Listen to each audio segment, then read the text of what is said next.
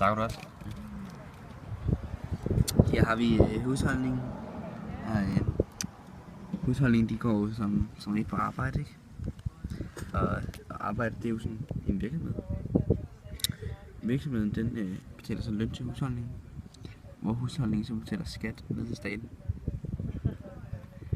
Staten giver SU, dagpenge, kontanthjælp og pension til husholdningen, hvis der er brug for det.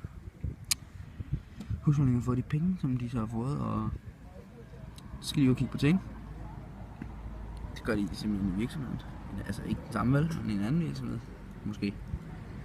Og så når de køber noget i virksomheden, så betaler de for at få det importeret fra udlandet, hvis det er der, det kommer fra, så er det ikke der. Og virksomheden, nogle virksomheder, de sælger også til udlandet. Fuck, det er fejl. Husholdningen, de lægger tit opsparing over en bank, hvor banken så giver dem lov til at låne penge til hus, bil eller noget andet vis og blade.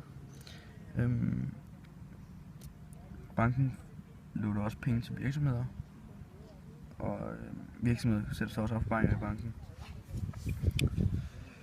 Virksomheden betaler skat og moms til kommunen og får så også støtte fra kommunen igen. Man kan købe sko og varer i virksomheder.